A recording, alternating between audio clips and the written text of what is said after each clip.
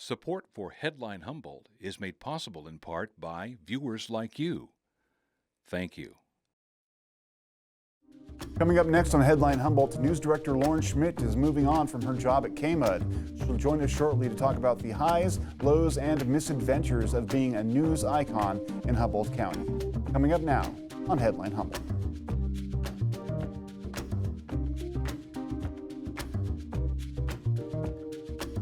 From the top of Humboldt Hill, this is Headline Humboldt. I'm James Falk. Thanks for watching. Joining us for the interview today, a longer chat than usual, is KMUD Community Radio's outgoing news director, Lauren Schmitt. We spoke this past week to discuss her amazing journey from homeless, newly arrived Humboldt County teenager to news director at KMUD, and now on to an exciting new position at Pacifica News at KPFA in the Bay Area. We discuss what community journalism looks like, why local nonprofit news is so important, and who will now be taking the helm at KMUD. For those who don't know, my name is Lauren Schmitt. I've been serving as the KMUD news director here on the North Coast. It has been a true honor to be your voice in the Redwoods. And yes, James, that is correct. Slightly quirky origin story. It was during the Occupy movement when things were unfolding, not only in New York, but those solidarity camps across the country. I remember I had just graduated high school. I think I did a semester at college and was just kind of disillusioned with, just kind of going by like a status quo trajectory. And I really felt like my destiny was to leave my little hometown on the coast of North Carolina. And fate would have it, I met a houseless, they preferred the term traveler. I met a traveler who was busking a banjo on the street with a dog, and we ended up hitting it off. And I said, when you leave town, I want to go too. And they said, absolutely not. They were probably 20. Was 17 and maybe 18. And I eventually convinced them. So we would hitchhike and freight train across the country, going from kind of Occupy movement in different cities, which was fantastic because it offered free, more or less safe camping kind of in the heart of a metropolitan city. And it would have yoga and free food. And, we were getting kind of treated so well, but also being a part of this political movement that I really aligned with at the time. Yeah. And riding freight trains, and we landed in California on an avocado farm outside of San Luis Obispo. So really kind of did that lifestyle for about 2 years, maybe 3. And I would eventually meet someone during the Tucson Occupy movement who was from Humboldt County. Mm-hmm. And their family was here, and they said, there's a place you would really, really like. You should come to Humboldt. And I was like, okay, sure, why not? I really had no idea what to expect. I was not familiar with, the clandestine cannabis culture that was still thriving at this point. I know there were, a lot of influx of folks from the, quote unquote, trimmigrant community that were here. So when I arrived, it was really interesting. A lot of folks, are you looking for work? I had no idea what they were talking about. And I ended up living in a yurt in a little town, not even a town, but Whale Gulch. And honestly, a yurt might even be generous. It was like a glorified tent in Whale Gulch, which is actually a corner of Mendocino County. It's an island of Mendocino surrounded by Humboldt here right on the Lost. So, I had a skunk living under my pallet bed at one point. So I really did a lot of kind of the similar experience to the Back to the Lander folks had when they first arrived to Humboldt. So I was really grateful for that experience, and would work at a little cafe in Whitethorn where kind of got a more understanding on the community, and was really surprised and pleasantly surprised to see that this was a thriving community of counterculture and resilience. And up until coming to Humboldt, I really just was on the road. I didn't stay in one place for longer than a week, on average 3 days. But when I arrived here, it just felt like home. And I've more or less been here ever since. I turned 21 in town, and uh, some of the folks at that time were a little upset to learn that that was my 21st birthday. But this has been home, and it's been really amazing. And this story kind of intersects with how I got involved at KMUD. So as I mentioned, I was working at the cafe, and there's a culture of like the first generation back to the landers. I ended up meeting a lot of these amazing grandmothers who actually, grew weed themselves. And, they offered me part-time work clipping, and that was a very unique and awesome experience. I also got to live a little bit of that life as well. I remember my mom in North Carolina being absolutely terrified when I told her what was going on, because there are some horror stories out there. Absolutely. Absolutely, yeah. But I'm telling my mom, I'm like, hey, like, I'm gonna paint the picture for you, Mom. I'm like, I'm working for two grandmothers, and they're making us tea and cookies, and life is like a fairy tale. So I got really lucky there. And one of the policies for the family was, if you don't want to show up to work that day, they don't care as long as you're volunteering for a nonprofit. And for folks who have ever, trimmed weed, it's a lot of sitting, it's a lot of repetition. So I said, you know what? I think this is a good idea. I'm going to see what nonprofits we have in this community, and, try to get embedded and, really give back to Southern Humboldt. And I remember I worked for a few environmental nonprofits doing like stream flow monitoring at Sanctuary Forest and some of the other folks out there. But it wasn't until I walked in the doors of KMUD, this radio station I've been listening to, like the lifeline to civilization and community. And I walked in the doors at KMUD, and the volunteer coordinator at the time, Carrie Morgan, said, "How you doing, hippie?" And, welcomed me in. And I really just fell right in love, felt totally welcomed and accepted. And, they said, here, do this, do that. And, eventually I would become an on-air engineer, kind of engineering the local news for the news directors at the time, pressing all the buttons. Then I started my own radio talk show and music show, which really kind of paved the way for where I am right now.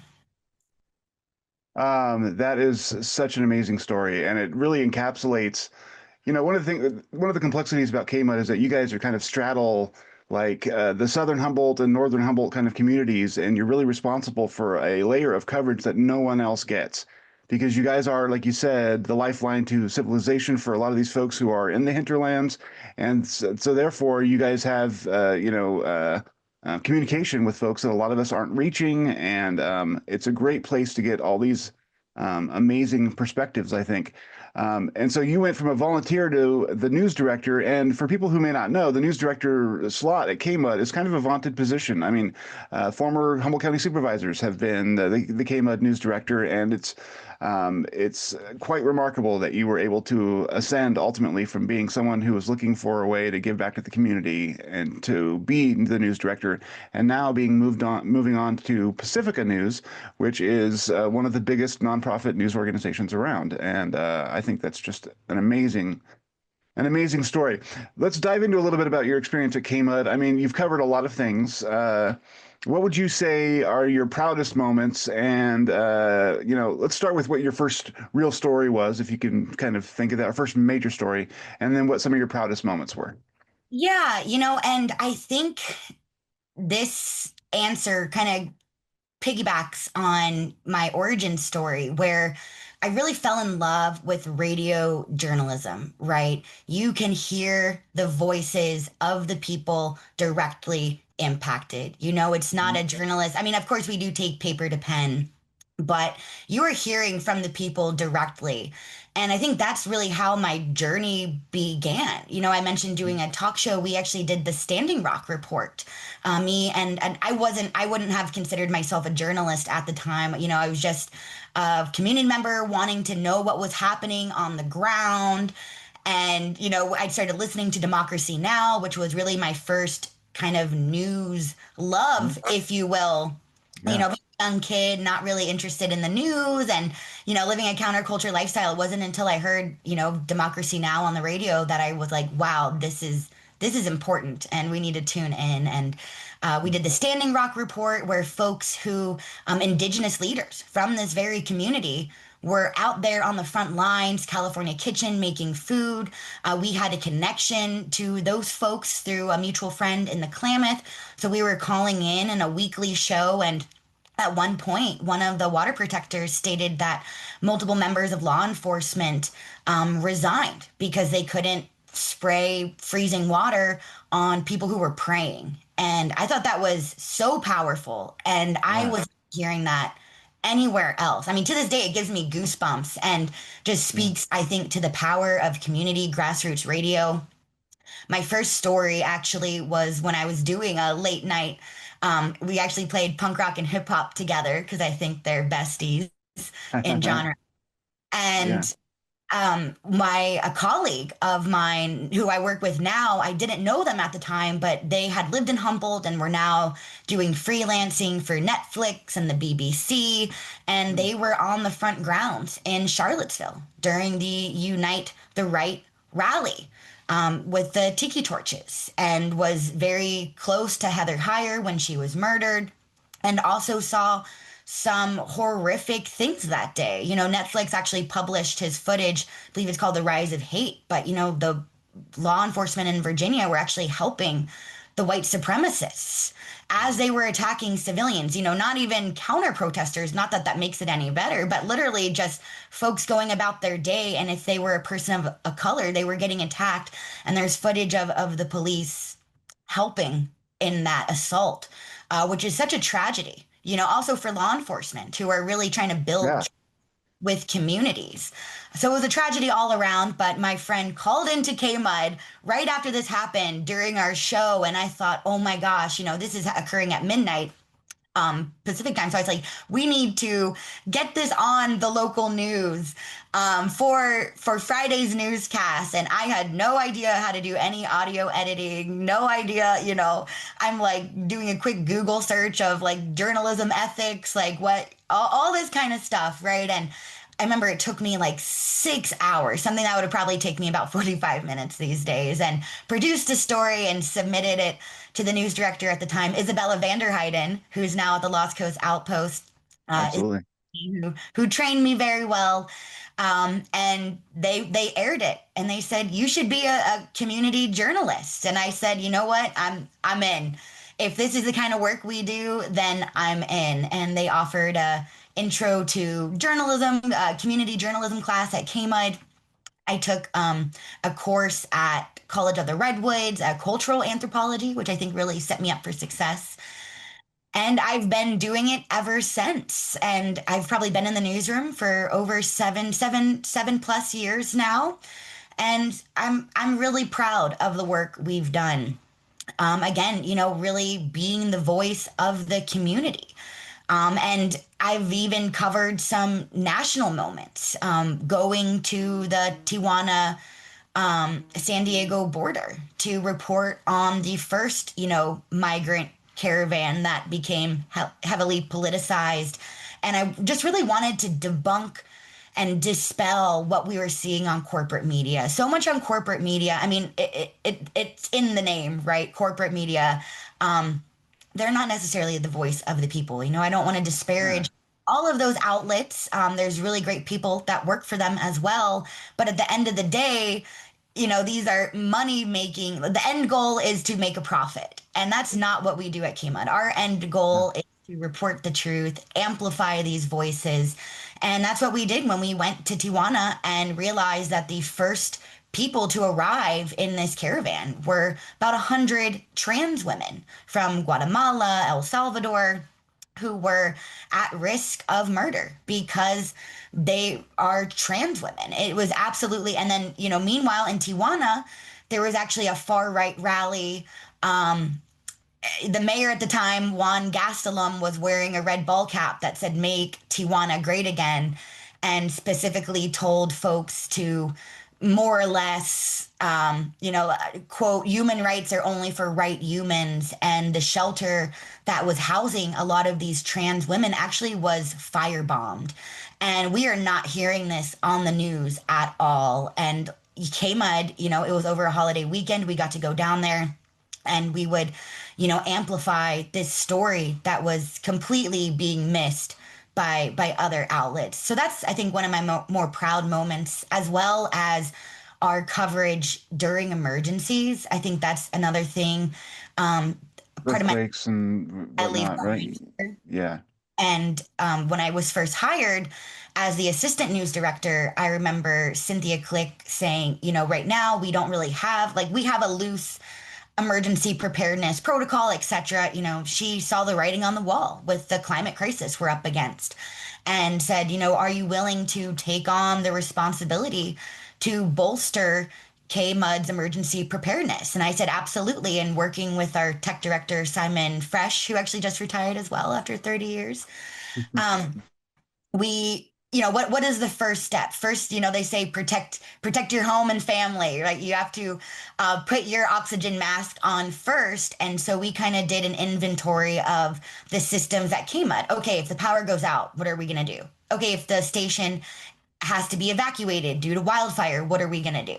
So with the help of the Measure Z grant, one of the first years, I think Measure Z was implemented.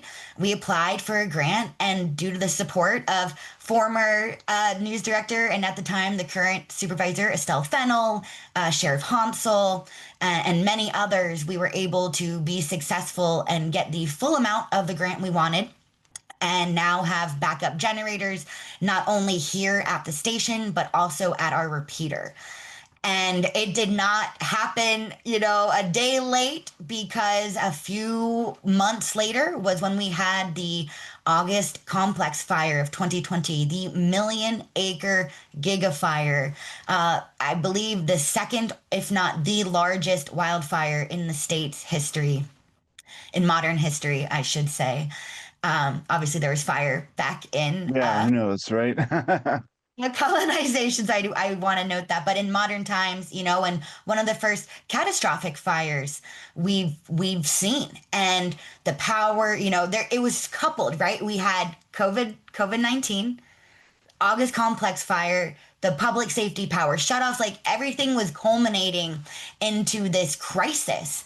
And KMUD, we were able to step up and be of service to our community. In fact, when our generator up at our repeater site on Pratt Mountain was operating, the other generators for our emergency officials were struggling with connectivity. So we were even able to offer mutual aid, I believe, to CAL FIRE, maybe even the CHP and some other law enforcement OES officials whose generators were struggling up there. We had really done the work to be prepared, and it paid off. We were on air, 24/7, networking with the sheriff's office, CAL FIRE, OES, the weather service, PG&E. And I think it really kind of showed that, KMUD were more than this kind of wacky liberal radio station, and that we do play a role in emergency preparedness and mutual aid during disasters. And we've only built from that. During the magnitude 6.4 earthquake, we've built these relationships. Lori Dengler, emeritus professor of geology at Cal Poly Humboldt, I really have to thank her as well. She's a fan of community radio. She's an earthquake expert, and we're so lucky to have her locally, because this is the most seismically active region in the contiguous United States. So at 3 a.m., a few minutes after that earthquake struck, we were live on the air. I was still in bed, my eyes half closed. We have a live DJ in the booth. This is what we've been training for. And I'm just looking at what the USGS website has to say, sharing that information, and, then contacting Lori, who at 3 a.m. is going live with us on KMUD. And I'm just so proud of that response. And that's the legacy I'm hoping to leave behind here. And I have a 50-page, I have a 4-page document of our emergency response for, in the studio, but I have a 50-page document of how to respond. And we've been training, we have an emergency response team. We have multiple ham radio operators, multiple CERT members, multiple firefighters, people on our team to respond during an emergency, even when I'm away. And that's the thing during emergency response, you can't rely on one person. That's not a good emergency response. So we've really built up our ERT to be able to continue that legacy. And our new upcoming news director has been really picking it up quickly. And I have full faith that KMUD will continue to respond regardless of the crisis. Yeah. Who is going to replace you, if you don't mind me asking? Yeah, so we were lucky enough to hire Jordan Pangilinan. You might recognize her from El Lenador at Cal Poly Humboldt. She is a journalism graduate, fresh out of school, and has a lot of experience with the student radio station there, KRFH, and also El Lenador. It was perfect. And I think Jordan brings new skills and is going to be an even better news director than I am. So I think Well, she has some shoes to fill. I'll tell her that, but I'm sure that she'll have a very good career, and it's a long learning curve. But you have done fantastic work for this community. So I don't want to diminish that. I think that you're doing incredible work. But what's planned for Pacifica? What are you moving into? What can we expect to see from you in the future? KMUD carries Pacifica, right? absolutely. So Pacifica, KPFA, in fact, was the first grassroots radio station ever founded in 1946 by a pacifist and a journalist, Lewis Hill, and is like as people have said, the mothership of grassroots community radio. A space for other people who are disillusioned with commercial media and corporate interests. There's I believe 4 of the kind of flagship stations. KPFA is the first. There's KPFK in Los Angeles, WBAI in New York, who famously, with George Carlin, had the issue with the FCC and how we all figured out what those 7 deadly words The are. 7 words, yes. APFT in Houston and WPFW in Washington. And so those are kind of like the pillars, right? KPFA in Berkeley being the first. But now they've expanded that mission with the Pacifica affiliates. I believe there's over 200 independent community stations across the United States and Puerto Rico and beyond. So it is an honor to be the news director of KPFA, that not only gets to, bring the news every night at 6, you can still tune in, except it won't be on KMUD, it'll be on KPFA, with that news team. And, going from a potential of up to 300,000 listeners to millions of listeners. So it's, if I said I didn't have a little bit of anxiety, I would be. I'm very excited this time. There's so much news, and I think it is so important to have a trusted outlet. And what we've built at KMUD, I want to continue that legacy at KPFA and expand. I recently went to the NFCB conference, that's the National Federation of Community Broadcasters, and there's data that shows that community media really helps to dispel a lot of the mistrust in other media outlets. Even, NPR, some folks, might not trust even NPR as much as they trust a community radio station, right? So and that's the difference. We're not public radio, we're community radio.